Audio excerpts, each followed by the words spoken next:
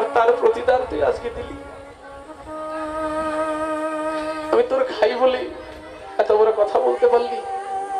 একটিবার ভেবে দেখ, আমি যদি ত্যাগ না করতাম, আমি যদি বিয়ে করতাম, তাহলে আমার ছেলে মেয়েরা এই রাজ্যের অধিকারী হতো। আমি কিন্তু সেটা করিনি। তোদের কথা চিন্তা করি আজকে আমি এই যুদ্ধে অংশ নিয়েছি। ঠিক আছে, তোরা কেউ মরবি না।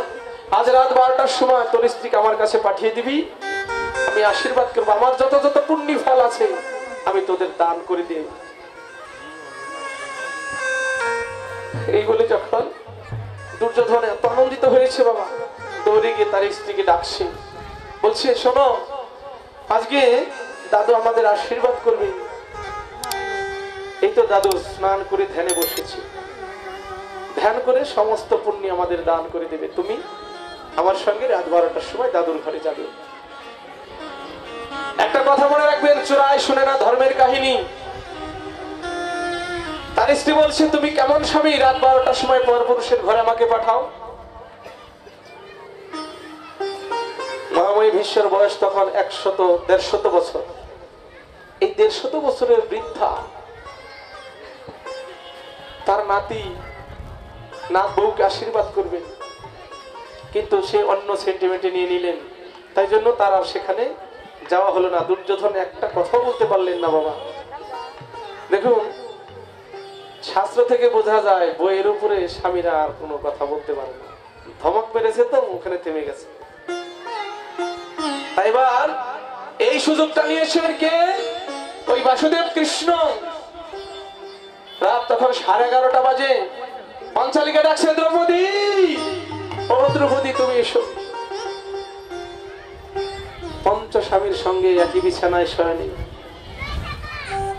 যুধিষ্ঠির মহারাজ বলছে, পাঞ্চালী তুমি চলে যাও। হয়তো বাসুদেব কৃষ্ণ আমাদের কোনো মঙ্গলের কথা ভাবছে, নিশ্চয়ই আমাদের কোনো বিপদ দেখেছে, তুমি চলে যাও। কেন? এই যে ওরা ধর্মের পুত্র, ওরা তো একবারও জিজ্ঞেস করলো না এত রাতে বাসুদেব তোমার সঙ্গে কেন যাবে? ধর্ম যারা অনুসরণ করে তাদের কোনো ভয় নেই।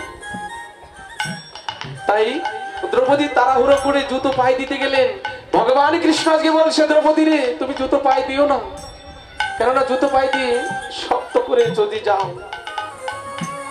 ওই শব্দ শুনে যদি দাদুর ধ্যান ভঙ্গ হয়ে যায়, তাহলে আজকে বড় ধরনের একটা আশীর্বাদ থেকে বঞ্চিত হবে। তুমি জুতো আমার কাছে দাও। পাঞ্চালী বলছে, কি বলছো বাসুদেব, তুমি আমার জুতো বহন করবে? এ হয় না। এবার দ্রৌপদী হাতে করে জুতো জোড়া নিয়ে দাদু ঘরে যে ধ্যানস্থ ছিল বাইরে জুতা রেখে ঘরে প্রবেশ করে মহাময়ী ভীষ্ম দাদুকে প্রণাম করেছে। আর দাদু বলছে, আয়ুষ্মান ভব, তোমার ওই সিঁদুর সিঁদুর হাতের শাখা বজায় থাক। হরি বল, হরি বল।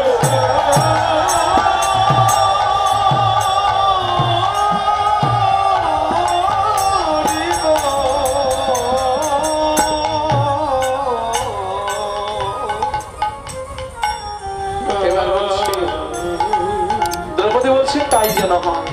চমকে উঠেছে, কারণ কে তুমি? বলছে, দাদু আমি দ্রৌপদী। দ্রৌপদী, তোমার তো আজ এখানে আসার কথা নয়, তাহলে তুমি কেন আসলে বলো? আজ আমি আশীর্বাদ করবো দুর্যোধনের স্ত্রীকে, তোমাকে নয়। তাহলে তুমি কেমন করে জানলে? এই কথা আমি এবং দুর্যোধন ছাড়া কেউ জানে না। বলছে, দাদু আরেকজন জানে। কে? জগতে যিনি সকলের হৃদয়ের কথা জানে,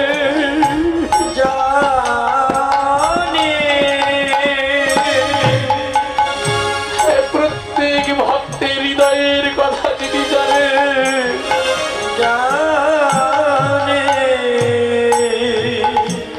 সেই বাসুদেব কৃষ্ণ আমাকে বলেছে। ও কৃষ্ণ এসেছে। কোথায়? ওই তো বাহিরে দাঁড়িয়ে। দ্রৌপদী রে, ওকে একটিবার নিয়ে আয়, আমি ওর চরণ ধরে ক্ষমা চেয়ে নেব। কেননা এই ধর্মযুদ্ধে দুর্যোধনের পক্ষ নিয়েছি, আমি জেনে শুনে অপরাধ করেছি, তাই আমি ওর চরণে ধরে আমার যত অপরাধ আছে ক্ষমা চেয়ে নেব। এবার দ্রৌপদী বার হয়ে এসে ডাকতে গেলে গোবিন্দকে। গোবিন্দ দেখছে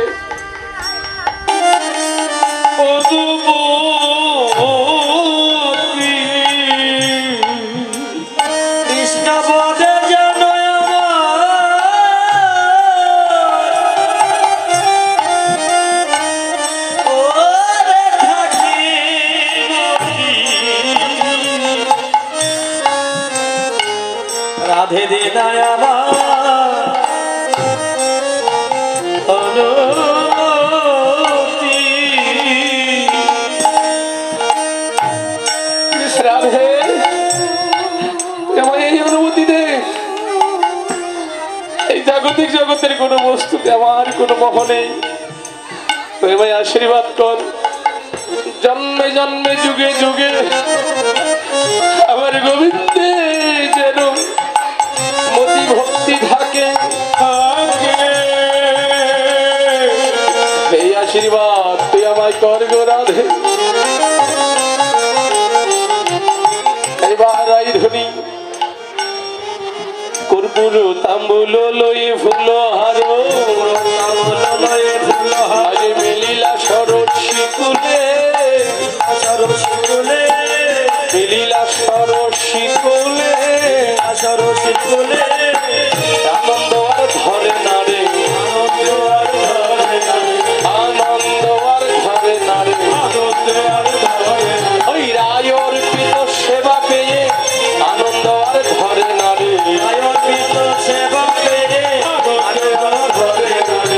রাধার যখন দয়া হলো আমার গোবিন্দের কৃপা হবেই হবে, রাধার যখন দয়া হলো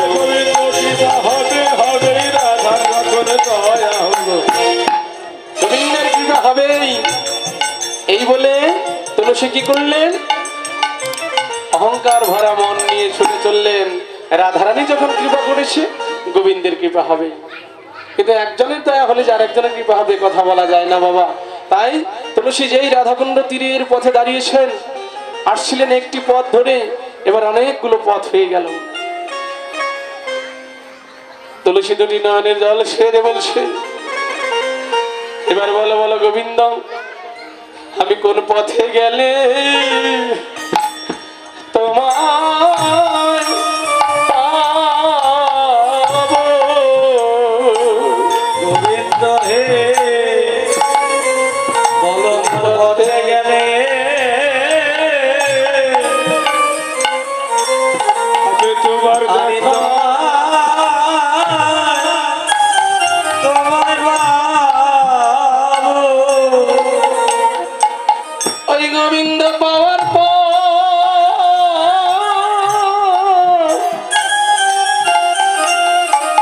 একবার বলো প্রভু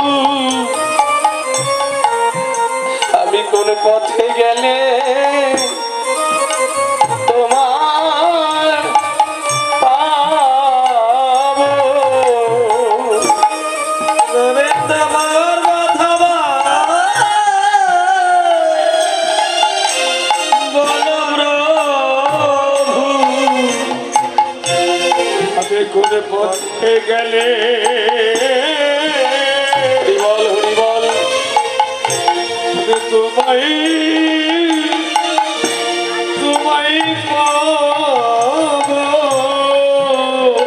গোবিন্দ হে তোমার পাওয়ার পথে যদি বিপদ হয় তাহলে আমি কোথায় গেলে তোমায় পাবো বলো? যেই শরণ নিয়েছে তত্ত্ব বলছে তুলসী একটি পথ ধরে আসছিলেন, যাবার সময় অনেক পথ হয়ে গেল। এই জগতে আমরা একটি পথ ধরে এসেছি বাবা, যাবার সময় আমাদের যত মত তত পথ, কিন্তু আসবার সময় কিন্তু সবাই আমরা এক পথে এসেছি। এবার গোবিন্দ অন্তর্যামী ভগবান সম্মুখে দেখা দিয়েছেন, দেখা দিয়ে কি করলেন, তুলসী দেখলেন গোবিন্দ ওই রাধাকুণ্ডর তীরে ধোলায় গড়ি যাচ্ছে আর রাধা রাধা বলে কাঁদছে। এবার তুলসী উল্টো প্রশ্ন করেছে গোবিন্দকে, হে গোবিন্দ বলো বলো তোমার কিসের অভাব হয়েছে হয়েছে হরি বলো তোমার কিসের অভাব হয়েছে হয়েছে হরি আরে তুমি না ভববন্ধ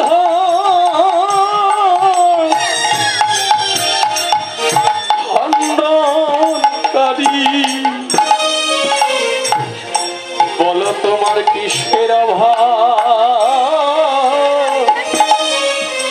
হয়েছে হরি তুমি না ভববন্ধ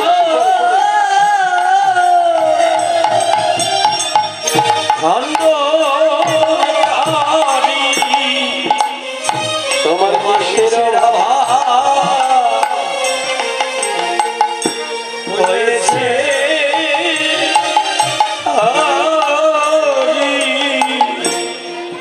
এবার অন্তর্যামী ভগবান তুলসী লক্ষ্য করে বলছে তুলসী রে এই জগতে অভাবে না থাকিলে কেউ কাঁদে না অভাবনা থাকিলে কেউ কেউ কাঁদে না ওরে অভাবে পড়িলে সকলেই কাঁদে অভাবে না থাকিলে কেউ কাঁদে না অভাবে পড়িলে হরিবল হরিবল সকলে কাঁদে অভাব না থাকিলে কেউ কাঁদে না তুলসী রে কেউ দেখে না এই বনের আগুন সবাই দেখে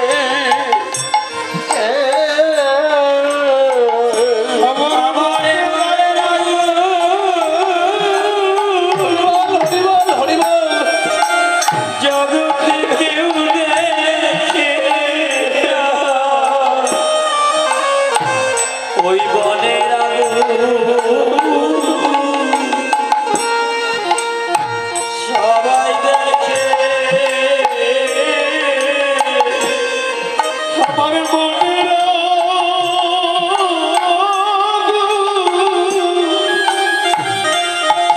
ও কেউ দেখে দেখে না দেরি আছে আরো আধা ঘন্টা পরে ওই বনের আগুন সবাই দেখে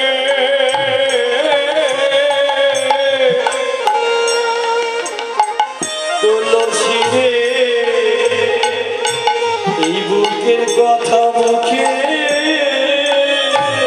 হরিবল হরিবল বলা তাই চলে গেলাম তুলসী আমায় প্রশ্ন করলে আমি উত্তর কি দেবো এবার আরে ঝটপট ধুলা ঝাড়ি উঠিয়া বল হরি ঝটপট ধুলা ঝাড়ি উঠিয়া বল হরি আমি ধুলাই গড়ি যাই না এই বাতাসে লেগেছে ধুলাই গড়ি যাই না বাতাসে লেগেছে ধুলাই গড়ি যাই না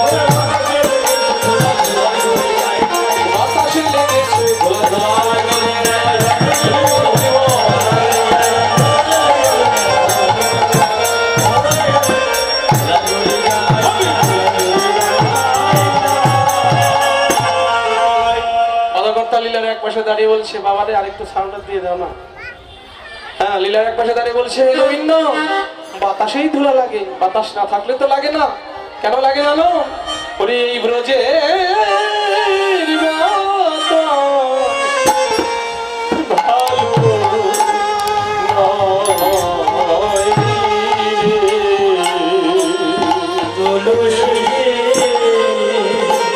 হরিবল হরিবল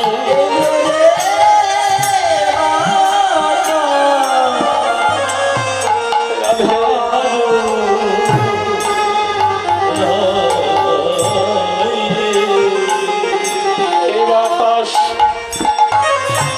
ওরে লাগে না রে, এই ব্রজে বাতাস ভালো নয় রে।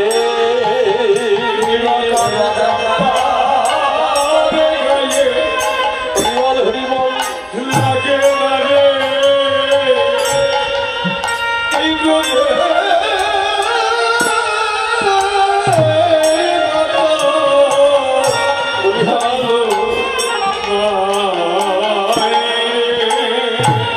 এ বাতাসে যারে লাগে এই ব্রজের ধুলায় এই গড়ি যায় রে,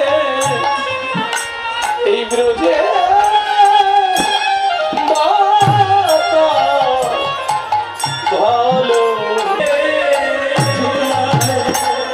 হরিবল ধুলায় গড়ি যায় এই ব্রজের বাতাস ভালো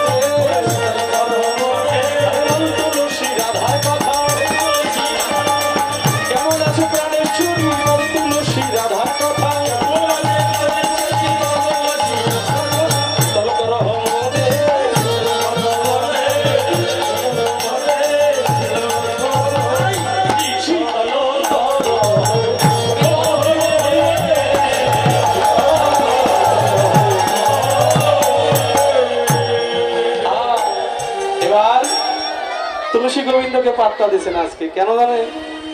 এই যে গোবিন্দকে ডেকেছেন 6 জনম ধরে তুলসী, কিন্তু কোন জনমে সারা দেয়নি। এবার বলছে ও গোবিন্দ তুমি কেন ডাকছো বলো? তুলসী আমি তোমায় এত ডাকছি তবুও তুমি শুনতে পাচ্ছ না। ও গোবিন্দ আমি শুনেছি মাত্র 2 বার ডেকেছো, এই মাত্র 2 বার ডেকেই তুমি এত অস্থির হয়েছো? একটিবার ভেবে দেখো গোবিন্দ, আমি সময় সেই ছোট্টবেলা থেকে পর্যন্ত ডেকে এসেছি, আমি একবারও তোমার সাড়া পাইনি। গোবিন্দ হে, ডেকে যদি সাড়া না পাওয়া যায় তাহলে বোঝো কেমন লাগে। একটিবার ভেবে দেখো তুমি। কিন্তু গোবিন্দ বলছে তুলসী তুই জানিস না রাধা আমার কি হয়? আরে আমার উঠিতে কিশোরী বসিতে কিশোরী, কিশোরী নয়ন তারা।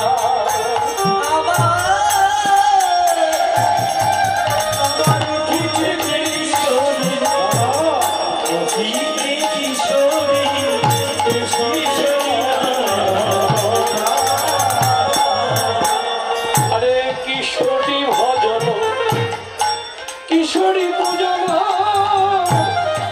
কিশোরী গলার মালা, কিশোরী কিশোরী ভজন কিশোরী ভজন কিশোরী গলার মালা, কিশোরী গলা আমার স্বয়নে রাধা জাগরণে রাধা রাধিকায়ার পাশে।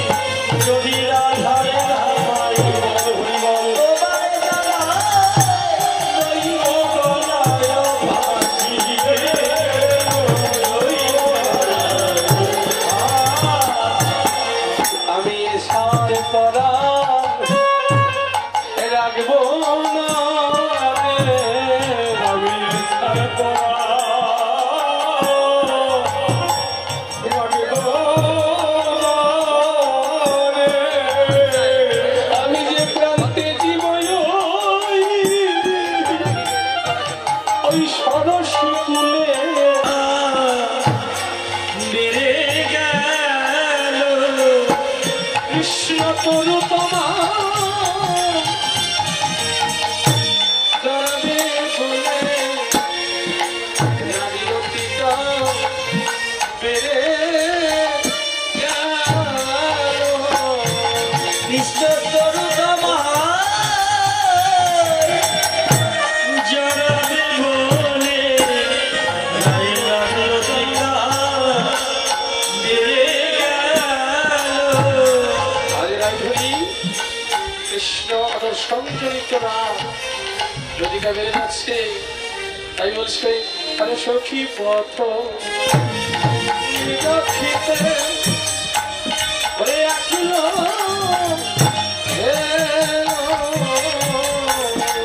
সখী পথ নিরক্ষিতে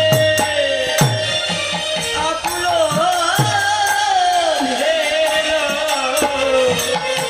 আরে গান লাগে বিশাখারে করে নিজ অনুরাগে বিশাখারে বিশাখারে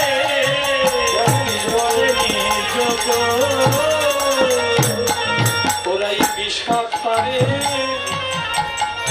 জড়িয়ে ধরে বিশাখারে জড়ায়ে ধরে। আরে সে যে আপনার বন্ধু করে এরাই বিশাখারে জড়িয়ে ধরে। আকাশ করে বাবা, আকাশ করে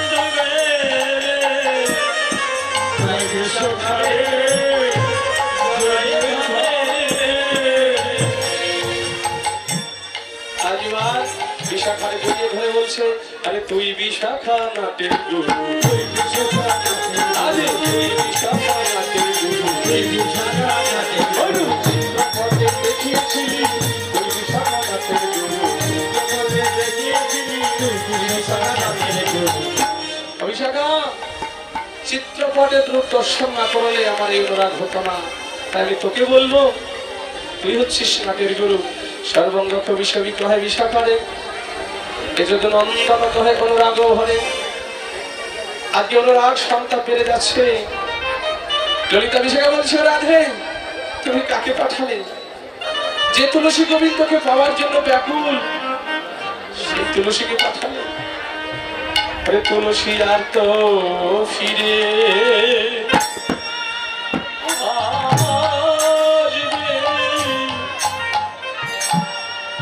আসবে না।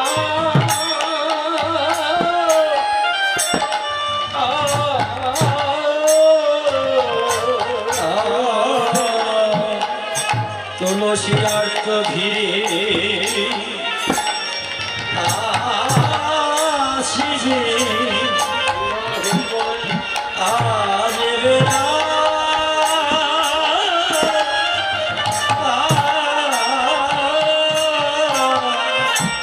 সে তো নিবেদিত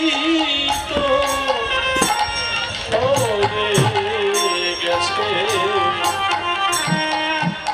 আর তো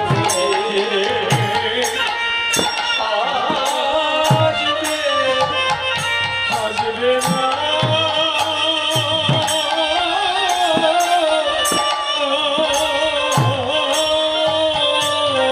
সে তো নিবেদিত হয়ে গেছে। আর তো তুলসী আর্ত ধীরে আসিবে আসবে না।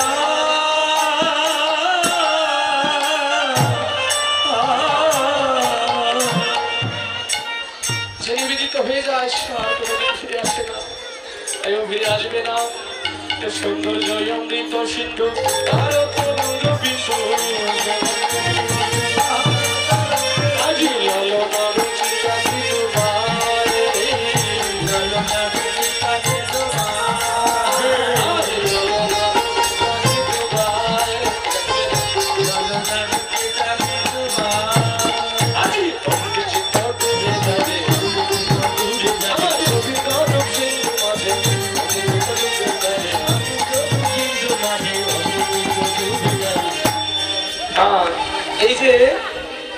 সৌন্দর্য অমৃত সিন্ধু তাহার তরঙ্গ বিন্দু ললনার চিত্র পর্বত রূপটা সৌন্দর্য অমৃত সিন্ধু অমৃত মানে তোমরা সবাই জানেন আর তরঙ্গ হচ্ছে গোবিন্দের কপালের চন্দন বিন্দু তাকে তরঙ্গের সঙ্গে তুলনা করলেন আর এই রূপ দর্শন করে রমণীর চিত্র পর্বত রূপ দেয় কিন্তু রায়ধনী বলছে সখীরে যারা ওই তীরে যায় সিন্ধু তীরে যায় তারা ডুবে যায় কিন্তু তুই ঘরে বসে থেকে কেমনি ডুবলি রায়ধনী যুক্তি দিয়ে বলছে সখীরে আমার এই প্রাকৃত সিন্ধুর তীরে যেতে হয় কিন্তু এই আমার প্রাকৃত সিন্ধু রাধিরাধি গোবিন্দ তার তীরে যেতে হয় না নীরেও নামতে হয় না কি হয় জানিস আরে যে ডুবে ঘরে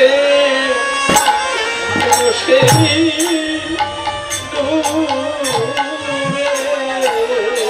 যে ডুবে ঘরে বসে ডুবে আমার গোবিন্দ সিন্ধু মাঝে যারা ডুবে ঘরে বসে ডুবে আমার গোবিন্দ সিন্ধু মাঝে যে ডুবে ঘরে বসে ডুবে তাই রায়ধনী মা আক্ষেপ বলছে সখী আমি কার বাঁধা কারে দিলাম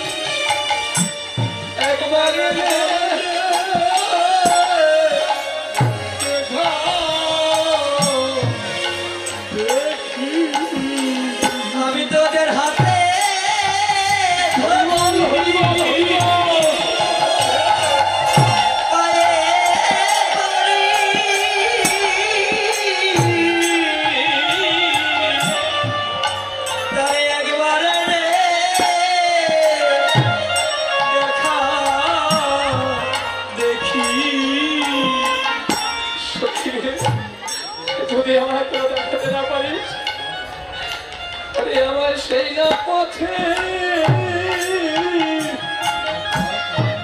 একবারে